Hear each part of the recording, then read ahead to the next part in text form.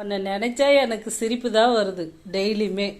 வந்து திரும்பி இப்போ தான் உள்ளே வந்துட்டு கதவை திறந்துட்டு இப்படி சரின்னு இந்த ரூமை திறக்கலான்னு போகிறேன், நீ உக்காண்ட்ருக்க. ம், எப்போ அப்படியே திடீர்னு பயமுறுத்தி அவ்வளோ நான் யாரோ உட்காண்ட்ருக்காங்கன்னு பார்த்தா கருப்பாக இருக்கிறியா, அப்புறம் தான் நீ ஞாபகம் வந்தது.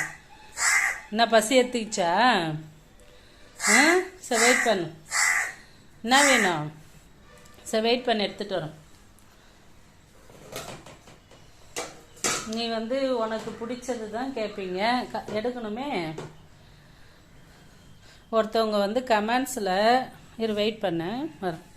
ஒருத்தவங்க கமெண்ட் பண்ணியிருந்தாங்க, அவங்க வீட்டுக்கு வந்து டெய்லி காக்கா வரும், வந்து தண்ணி குடிக்கும், தண்ணி குடிச்சிட்டு அதில் வந்து எலியெல்லாம் எடுத்துகிட்டு வந்து போட்டுடும்.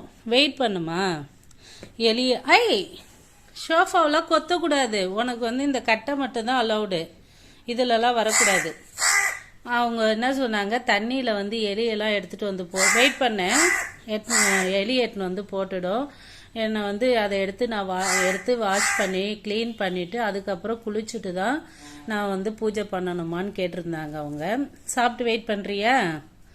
அப்படிலாம் ஒன்றும் இல்லைங்க, நீங்கள் வந்து அதை க்ளீன் பண்ணிவிட்டு பூஜைலாம் பண்ணலாம், அதெல்லாம் ஒன்றும் பெரிய விஷயம் கிடையாது, நீங்கள் அதை பற்றி ஃபீல் பண்ணாதீங்க. அதுக்கப்புறம் வந்து கக்காலாம் போகுதுன்னு சொன்னீங்க ட்ரெஸ்ஸில், அதை பற்றி ஃபீல் பண்ணாதீங்க.